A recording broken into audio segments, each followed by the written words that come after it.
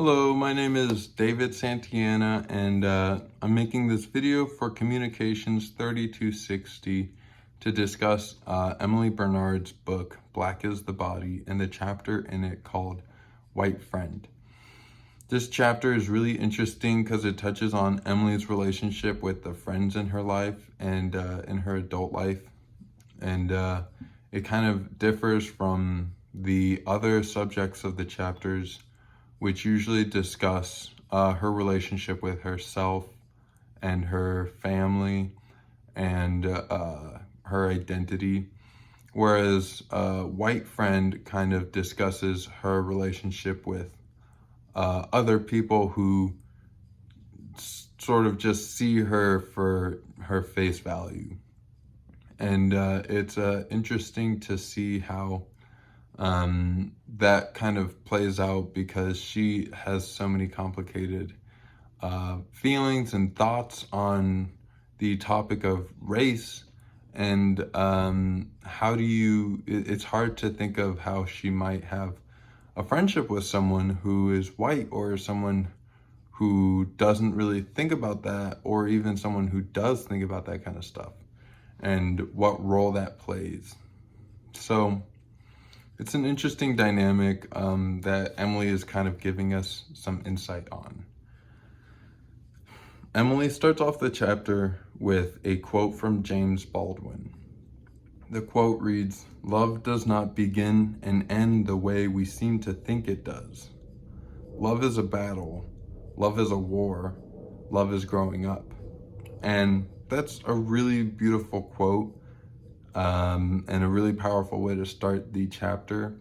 After I first read that quote, I kind of closed the book, because even without the context of what this is about, this just kind of makes you think of relationships. You think about the closest friends in your life, and they're typically not people that you have the cleanest starts with.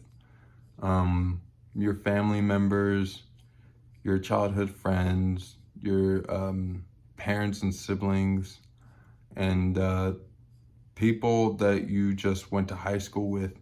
You don't typically make those strong bonds in a really picturesque, glamorous, romantic way like you think you would.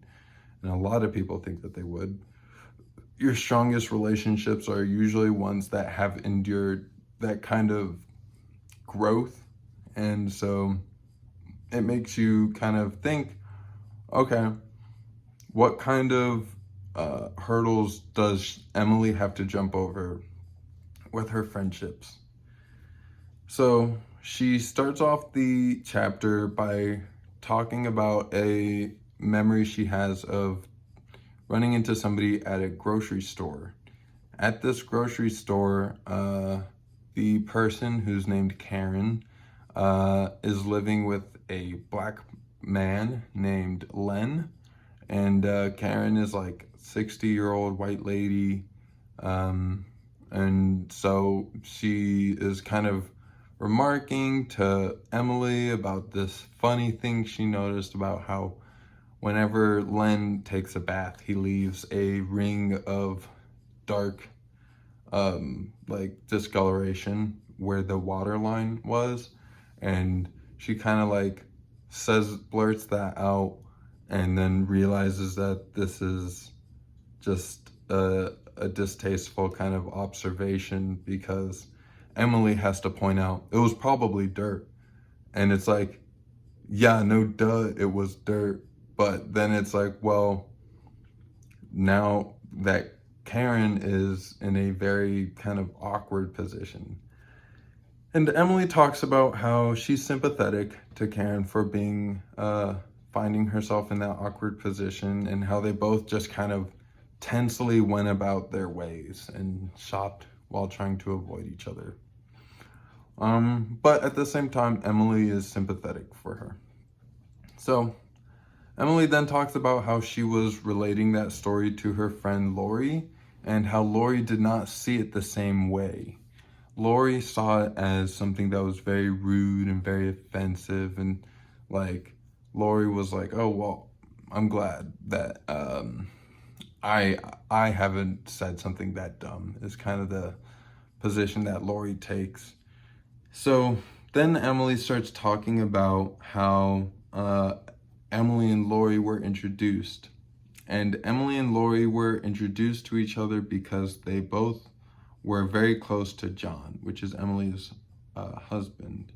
Lori grew up in the Northeast, but more in a less affluent part of the Northeast than John did. And she just kind of kept that friendship up with John over the years. So when John and Emily became close, Lori was kind of this inherited friend, as Emily puts it. They were more friends because they had a mutual acquaintance and they saw eye to eye a lot, so they liked each other's companies and they stayed friends. And so that's kind of how Emily introduces Lori. Not as this, man, like we met and we were just two peas in a pod and we got along really great, so we just hang out and tell each other everything. It was like, she is someone who's in my life. She is in my husband's life. So we talk and we're friends. And that's kind of the relationship that she has with Lori. It's not this, it's something that she has made into something beautiful. Not that it necessarily started as something beautiful.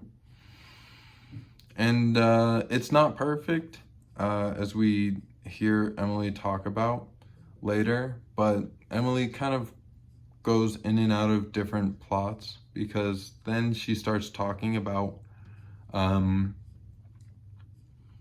experience that she has with talking to Estelle. And Estelle is the mother of Len, who Karen is living with. There's a lot of names in this chapter. But Estelle is a Black woman, and her and Emily do get along on a lot of subjects. And it's because they're both Black women living in the Northeast, and they have a lot of shared experiences that they can talk about with each other. So they get along really well. One day, Emily decides to tell Estelle about how Karen said this thing about her son, Leonard. And she was like, oh no, maybe I shouldn't have said this to Estelle, because maybe she'll be disappointed in the person that her son is living with. But Estelle didn't see things that way. Estelle saw things as, well, this is just the way that it is, and he or Karen loves Len, and that's what is important. And she says that despite Karen's comment, it's clear that Karen loves Len. So that's just the way that it is. And she's very familiar with Karen's remarks and the nature of her remarks. But she seems to be practicing love. And she sees that Karen is also practicing love, and that is what they have in common between Estelle and Karen. So that's very interesting, because it shows this pattern of loving who's in your life. Whether you see eye to eye or not, it's important to practice loving who is around you and who you interact with on a daily basis. And so that might be potentially why Emily and Lori are so close, because it's a bond of like physical connection. These two are physically in each other's lives through a mutual acquaintance. And while to Lori, oh man, this is my Black friend, and like she thinks that is an important thing to Emily. But to Emily, Lori's probably just her friend. And And it's interesting that Lori sees her, Emily, specifically as her black friend. But Emily, in an attempt to foster love and commit to the relationships in her life, is trying to practice love. So Emily then talks about how she would send her kids off to Lori's house in Vermont, which was a very picturesque farm with 5 acres and animals and barns and lakes and horseback rides and beautiful towns, and how this was a safe place for her to send her kids because she trusts Lori, but how this is an unusual experience for 2 young black girls. And she tries to communicate to Lori there's an important thing to be aware about, which is just be aware essentially of race.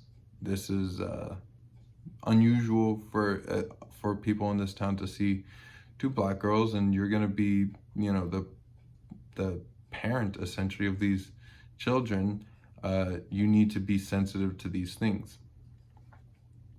Emily then talks about how Lori and her were meeting up at a restaurant with the children after a Camp Lori excursion.